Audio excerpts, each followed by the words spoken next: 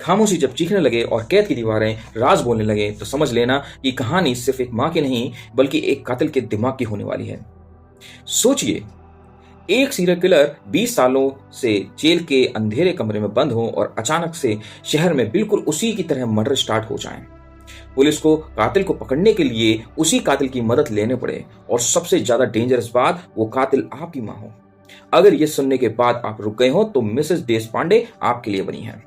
दोस्तों, मैं हूं आनंद और आप देख रहे हैं आपके अपने YouTube चैनल फिल्मी आनंद पर। रिव्यू शुरू होने वाला है तो जल्दी से लाइक शेयर सब्सक्राइब करें एंड बेल आइकन को दबाना ना भूलें, जिससे कि आपको हम रिव्यूज जल्दी से जल्दी मिलते रहें। मिसेस देशपांडे कोई एक नॉर्मली फिल्मी ड्रामा नहीं है। ये एक dark intense psychological criminal thriller है जो शुरू से एंड तक आपको अनकंफर्टेबल रखती है, बट पॉजिटिव सेंस में। ये कहानी इंस्पायर्ड है फ्रेंच शो लमांते से, लेकिन इंडियन सेटअप जो इमोशनल और मॉरल कॉन्फ्लिक्ट के साथ नया रंग दिया गया है।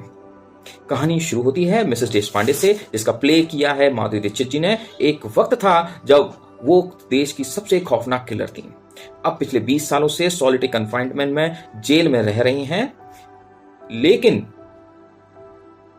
कहानी तब पलट जाती है जब शहर में एक नया कॉपी कैट उभर कर सामने आता है जो बिल्कुल मिसेस देशपांडे की तरीकों से कत्ल कर रहा है।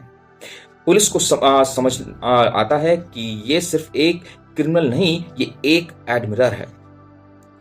अब डील होती है एक डेंजरस, जो मजबूरन पुलिस को मिसेस देशपांडे के साथ करनी पड़ती है, उनसे मदद मांगनी पड़ती है। पर यहीं पर आता है सबसे बड़ा ट्विस्ट। वो मदद करेंगी पर सिर्फ एक शर्त पे, वो सिर्फ एक पुलिस ऑफिसर से बात करेंगे और वो ऑफिसर कोई और नहीं, उनका अपना बेटा होगा, सिद्धार्थ चंदेकर। एक बेटा जो अपनी मां से नफरत करता है क्योंकि उसकी वजह से उसका बचपन, उसकी जिंदगी सब बर्बाद हो चुकी है, और उसकी मां के क्रिमिनल माइंड के सहारा लेकर अब उसे उसी कातिल को पकड़ना है। तो मां और बेटे का साइकोलॉजिकल जो वहां वॉर चल रहा है, यही कहानी जो सीरीज बन जाती है एक माइंड गेम। ये सिर्फ मर्डर मिस्ट्री नहीं, ये है गिल्ट, मैनिपुलेशन, रिवेंज और कंट्रोल की कहानी। हर कन्वर्सेशन एक चेस का मूव जैसा है। कभी लगता है मिसेस देशपांडे मदद करेंगी, कभी लगता है कि वो जेल के अंदर से ही कोई नया खेल खेल रही हैं। सवाल सिर्फ ये नहीं कि कातिल कौन है, सवाल ये है क्या मिसेस देशपांडे वाकई सुधर चुकी हैं या सबको यूज कर रही हैं।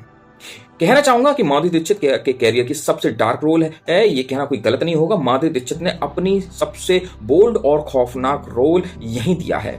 ना ग्लैमर, ना डांस, सिर्फ ठंडी आंखें, कंट्रोल एक्सप्रेशन और चिलिंग कामनेस। वो जब बोलती हैं तो ज्यादा नहीं बोलती, पर जो बोलती हैं वो सीधा दिमाग के अंदर घुस जाता है। अगर डायरेक्टर की बात करें तो डायरेक्टर नागेश कुकुनूर ने सीरीज को ओवर ड्रामेटिक बनाने के बजाय रियलिस्टिक और ग्राउंडेड रखा है। बैकग्राउंड स्कोर सब्टल है, सिनेमेटोग्राफी डार्क है, पेसिंग स्लो बर्न टाइप की है जो थ्रिलर लवर को पसंद आएगी। फाइनली मैं आपको कहना चाहूंगा कि अगर आप माइंड हंटर टाइप फिल्म पसंद करते हैं या साइकोलॉजिकल क्रिमिनल स्टोरीज और ग्रे कैरेक्टर पसंद है तो मिसेस देशपांडे आपके लिए मस्ट वॉच सीरीज है। और जहां इसकी IMDb रेटिंग 7.8 आउट ऑफ 10 दी है, मेरी रेटिंग इसको 7.5 आउट ऑफ 10 दूंगा। द रीजन, इसका एंड और ज्यादा बढ़िया हो सकता था, लेकिन इसको और ज्यादा ग्लोरीफाई कर सकते थे और ज्यादा इसका इंटेंस कर सकते थे।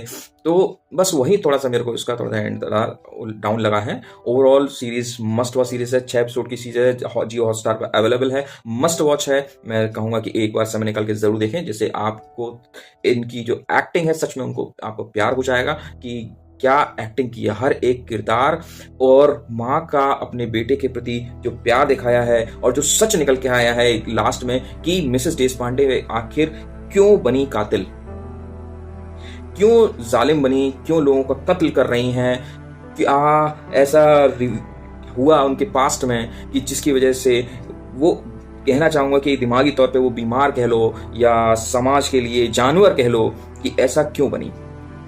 तो अंत में आपके लिए हमेशा के लिए एक की तरह एक सवाल रहेगा कि मिसेस देशपांडे एक सुधरी हुई माँ है या फिर एंड तक वो सबसे बड़ी मास्टरमाइंड निकलेंगी। तो ये सीरीज आपको देखने के बाद मालूम पड़ेगा। तो प्लीज कमेंट में जरूर बताएं और सीरीज को जरूर देखें।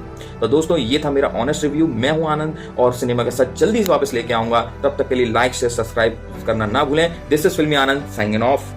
बॉडीज को मिरर के सामने पोस्ट किया गया, लगता है 25 साल पहले वाले सीरियल किलर है, वो जाग गया है।